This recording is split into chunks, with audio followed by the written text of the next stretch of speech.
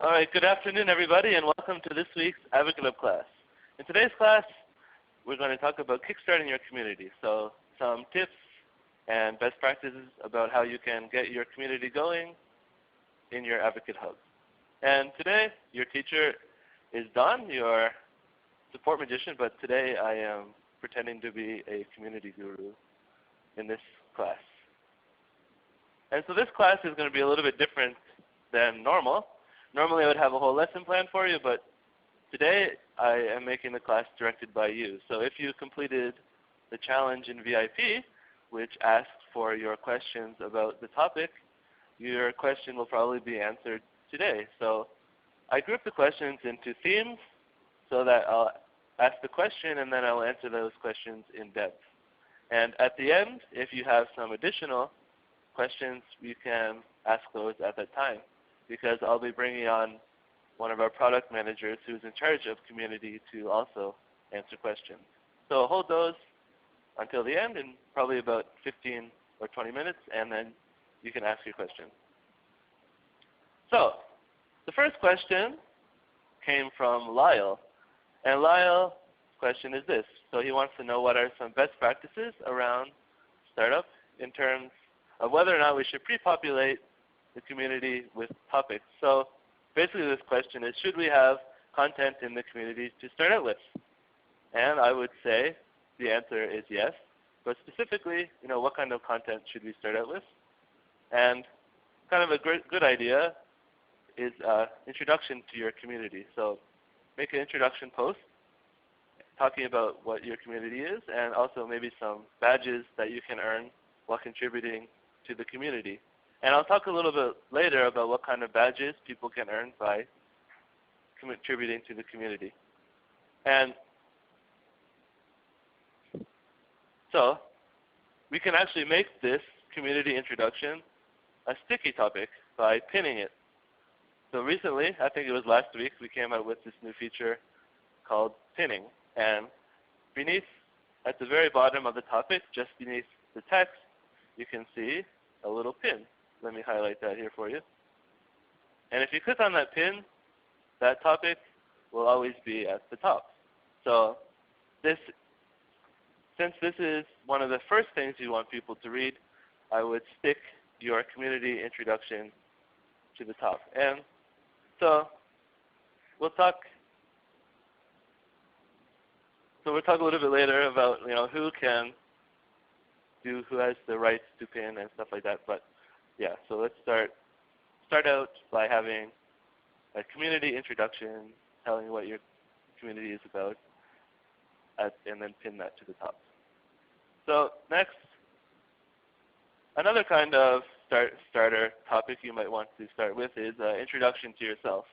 So one of the things that we have as a best practice is having an introduction challenge. So that would require you to have like a answer some questions stage in your challenge. But instead of doing that, why not move your introduction thread into the community? So you can still leverage your challenge by having a challenge that says, nice to meet you, I'm Don, I'm your community manager. This will be for you as the admin to introduce yourself to the community, but to your advocates, that is. But instead of having all of the comments be in your challenge, why not move those over into the community? And you can do that easily because every community topic has a topic URL, an individual link. So once you're in that topic, you can see right here at the top of your browser, you can see the community topic URL. And you can link to that introduction thread right from your challenge. So that's probably a good way to start out with. Okay, so those are some good starting out content. So yeah, you should have you should have some challenges to pre-populate your community with.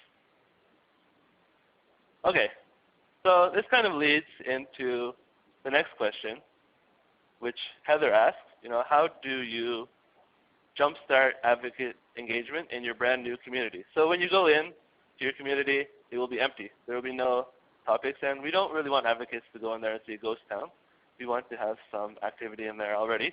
So you can start that by having those pre-populated topics, like your introduction to yourself and introduction to the community. And Michael's question, which is, how do I use challenges to drive community engagement? It kind of half answers Heather's question. So you can use challenges to jumpstart engagement in your community. But this brings us to an interesting question, which is why I have this poll for you. Do you think, in your opinion, should we award points for community posts in your hub?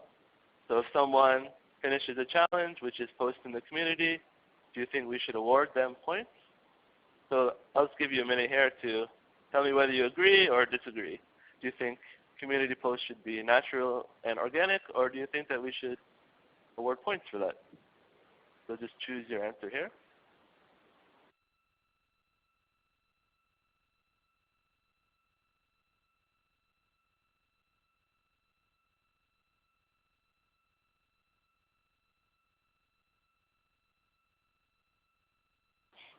All right.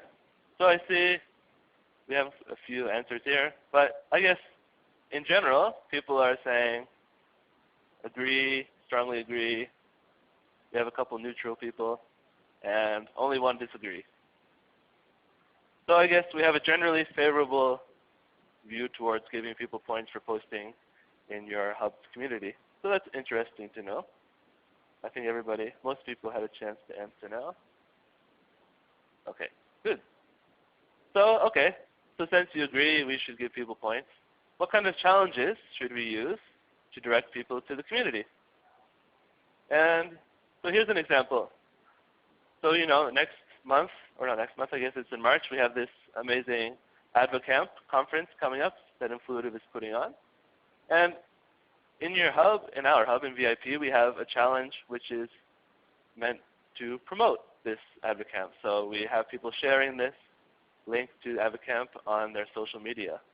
But as a second step, we should have a community thread, so a discussion thread. You can maybe have your own event coming up. So you have the challenge, which is to promote, share the link, and then the second stage is to send people to the community to talk about that, have a discussion. And another example, we have the BAMI Awards coming up in March as well. So the first stage of this challenge is to share your link on your social network, and in the second stage, we want advocates to discuss the BAMI. So in this case, tell us who deserves a BAMI. But in your situation, it might be a blog post, your own event, or anything special that you want to promote first. And then if you want discussion, instead of having discussion in your challenge, put the discussion part in your community, because it's a much more natural place to discuss things, obviously. And if you can see the pattern here, there's a pattern to both of these examples. So if you remember, we used to do this. We used to have a lot of people did challenges where in the first stage they share the content, share the blog post, whatever it is, and then in the second stage they have this answer some questions stage, which is public responses where people can discuss within that challenge. But as I said, now that we have this new community and we now have the ability to do deep linking, so we can link directly to the community topic, move that discussion away from the challenge and into the community. So to recap, first have your social sharing stage, and your second stage you can link directly to the community. And you can choose whether or not you want to award many points for that or not. And so as a future feature we might have is to automatically award points for that post. Right now, we only have the ability to manually verify if someone, so you'd have to go in and say, yes, they posted. And then if you want, with a corporate workflow stage, you can award them extra points. But in the future, we're going to have that integration between the challenges and the community to say, yes, this person did post, so give them the rest of the points, if that's the way you want it to go. Okay. And so challenges and points are one way to get people into the community and have them posting. So what about badges? Badges are a good way to have So some people are motivated by points and badges. And so badges, we still have the ability to award badges and even reward perks based on the following events. So if someone posts a topic, we can give them a badge. But maybe we want to give them a badge if they posted 10 times, 20 times. And in the same way, we can give people a badge based on replying to a topic or commenting on a reply, however many number of times you want to. And then finally, if someone received a like, or maybe 10 likes, 20 likes, we can give them a badge based on that as well. And I would recommend using, so you can make some badges, but I wouldn't recommend using these badges I have because I don't have much of a design sense. So try to come up with some nice badges to motivate people to post and reply, and not only that, post good content so they can get lots of likes on their content as well. All right, so moving on. So let's ask, we're going to move on to a little bit of a different topic. So I want to know, does your organization have an existing community? So do you have a Jive community, a Lithium community, or Get Satisfaction community? A few questions came in on the VIP challenge about, I have this other community, why do I need the AdvocateHub community? So I wanted to know how many people attending today actually have another community. So it's looking like, yeah, about half. We have 11 responses, so 6 people, 12. So it is about half and half, I would say. So a lot of organizations have your own external community and some do not. Yeah, about half and half. That's interesting. So, okay, knowing that, we can get on to that question, actually. So Matt H. asked, so how do we convey or convince advocates to use this form, that is the AdvocateHub form, versus other means or methods? So instead, maybe he has an external community. How can we convince advocates to use this one? And finally, Shannon asks, how does the influitive community feature complement or act separately from existing communities? So if I have another community, why would I want to have a community in my AdvocateHub? So the greater question is the AdvocateHub community special? Can I have both? I think that yes, you can have another community and you can have your existing community. So you can make your AdvocateHub community the place where advocates can find news about your hub. So if you have hub announcements, so you can make these sticky, right? So you want to tell people about new rewards, a new contest, or new updates, or if you want to have some featured challenges you can link to from your community. So basically, your other community, your external community on Jive or Lithium is for internal discussion over there. But for advocates, you can make your community, the AdvocateHub, the hub of news for your AdvocateHub. That sounds a little bit, so you're saying that your community is a hub within a hub. It's a little bit like Inception, but I think it makes sense to have your community being a special place for advocates only. It's a little bit different from your community, your other community, because your hub's community is exclusive. So based on the fact that those are advocates, these are your best customers, they love you, these are your top customers. Your other community is for everyone, but your AdvocateHub community is for your best customers. And maybe you can encourage that by giving sneak peeks to your products or sneak peeks to maybe some new content that's coming out before you would give it to your larger community, and give some insider news that you only want your top customers to see and you don't necessarily want to be in the public.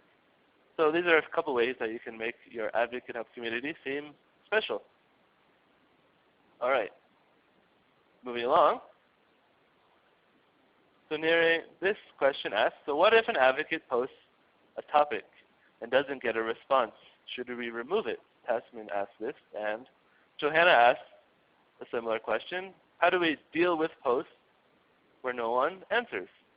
So that's a legitimate topic. We kind of have that problem as well. But first, I want to get your opinion based on Tasman's question. So of everybody listening, do you agree that we should remove posts with no answers? Posts with no answers can kind of look bad, right? Because it looks like there's nothing happening in the community. It makes your community look a little bit dead. So I want to know, what do you think? Should we remove posts in the community if there's nothing there? Let's wait for the answers to come in here.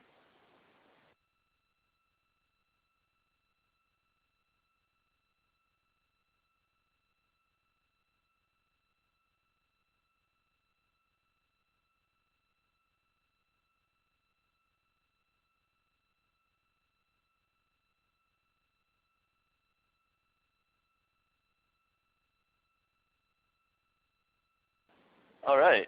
So it's interesting. Disagree. I guess we're leaning mostly on the disagree and strongly disagree, right? And Judith actually posted, there should be an answer to every post, even if it comes from a team member. Yeah, exactly. Right. So a lot of people are saying they disagree. We have 3 people saying they agree, and 2 people don't really care that much. But I would agree with Judith.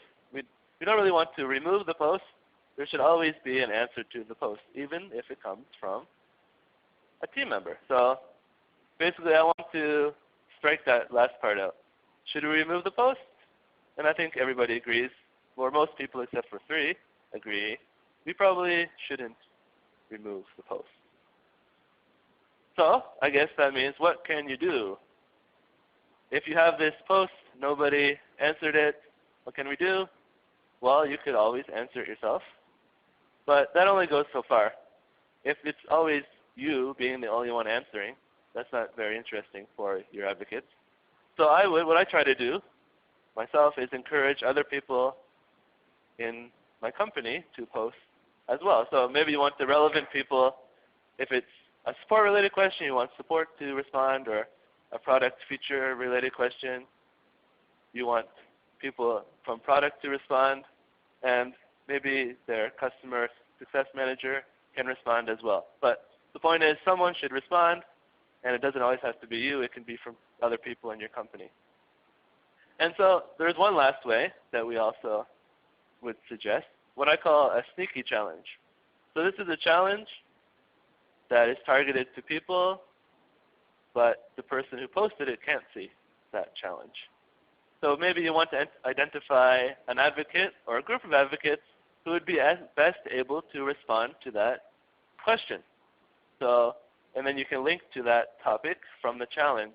So you create a targeted challenge that is targeted to that person or group of people, but excludes, make sure it always excludes the person who's asking the question, because that would be strange to have a challenge to answer your own question. That's why I call it a sneaky challenge, because they can't see it, but other people may be getting 5, 10 points or something for responding. So there's always a way to make it more organic feeling, get a more organic response to that person's challenge. So, and let's go to the last, or the second last question.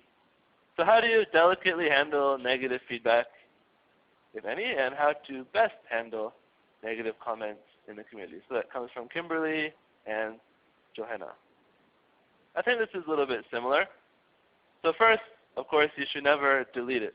Unless it's spam or an abusive comment, you should never delete that post. I would say the best way to handle it is to get someone from in your company to address the issue, because it may be negative, but it's probably a legitimate question, right? If something is wrong with your product, you might want to open a support ticket, or you might want to get on a call with this person.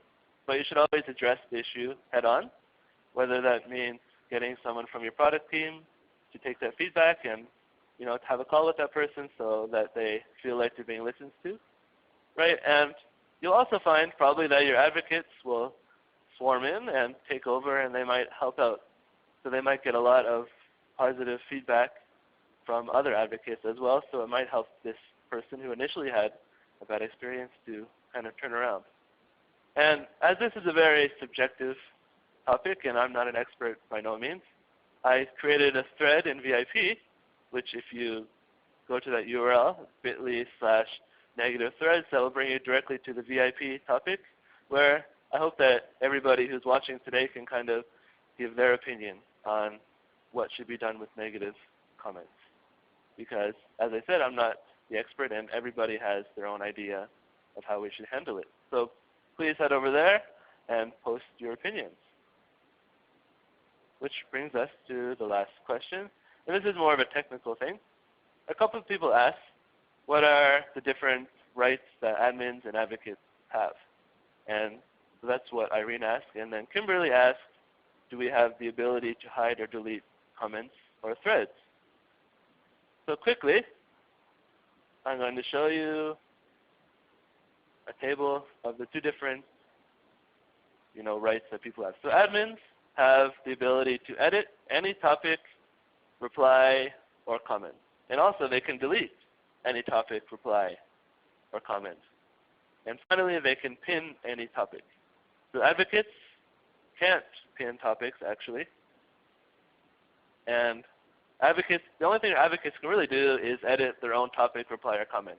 They can't delete anything. They can't pin anything. That's only for admins. In the future, we'll probably have, we're thinking about having a moderator function. So maybe to promote an advocate to a moderator, and then that advocate would be able to edit or delete. But current functionality, that's not happening. Admins can edit, delete, or pin. Right now, advocates, the only thing they can do is edit their own topic, reply, or comment. Okay, so maybe after that you might have a few questions. So I'm going to bring in our senior product manager, Steve, and he is in charge of the community project. And if you have any questions, you can ask me or Steve. So let me change to speaker here. All right. Hi, Steve. Hey, hello. Hi, Don. Hi, everyone. So everybody, if you have any questions, just go ahead and post it into the chat box here, and we can answer your questions. Be more than happy.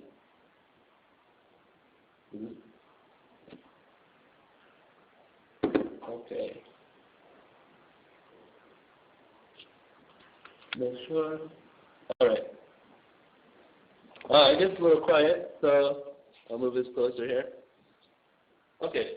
So Sheena asked the question, how do I access the community without going to Advocate View? Yes, Steve? Yep. So like right now, it's always within the Advocate View. You will be getting links within notifications. That is in the admin view. Also, there are links within the Advocate feed in the administrator view. From there, you would be able to go directly into the community. But always at this point, it's being viewed on the Advocate side. Okay. Yes. So right now you can only see it from the Advocate side. All right. Second question from Susan. Will it be possible to have a separate community experience for clients and non-clients? So what she's asking is, can we have segmented forums? Yeah, so that is actually coming, that's in the way, so probably either next week or probably in the February 17th. This will actually kick off our beta offering for community. So this will be part of our paid offering for community, which will probably flip over in the summertime. But if anyone's interested in actually having segmented communities, this should be available very soon, so either next week or the February 17th. So people can, if they're interested, they can get in touch with us? Yes. Yeah. So I guess let your advocate coach know or support. Yeah, or support, yeah. You can just send a message to support or to your advocacy coach if you're interested in the beta. Cool.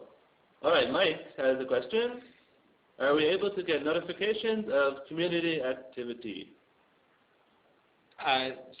So if someone posts a topic in the community, can we get a notification? So that's what happens now. So if you are participating in that topic or you have replied to that topic, you will receive a notification. Moving forward, we have planned out a feature to allow people to follow a topic. So even if you haven't participated in it, you can actually opt in to receive future notifications. We haven't planned out where, let's say, administrators receive all notifications across all topics, but that may be something we can hear for that feedback. Okay, I guess I missed Judith's question. Sorry about that, Judith. So is the community feature automatically enabled in the hub? So yeah, every time we make a new hub for a customer, we do enable the basic community feature. So yeah, it comes along with your hub. And if it's not showing up for some reason, just let support know, and we'll maybe it forgot to be turned on or something like that. But yes, it comes with every hub. So let's go. Shannon asks, where can I find details on your integrations with other communities?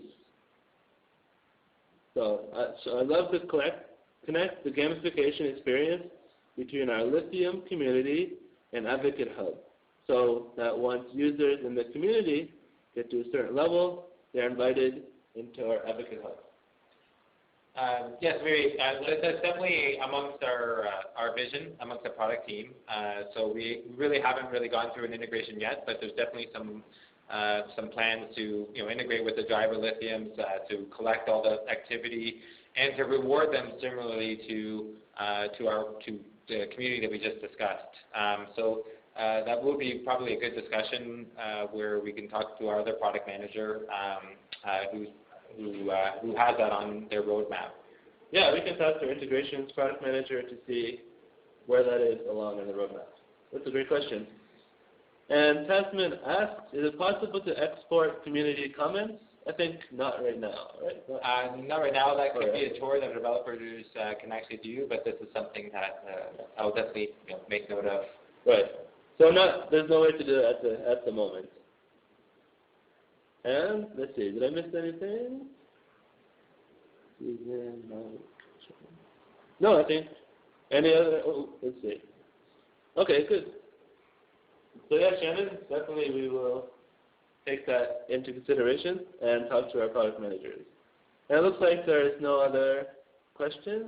So, all right, everybody, thank you very much for attending, and we'll see you in a couple weeks for the next class. Everybody have a good day.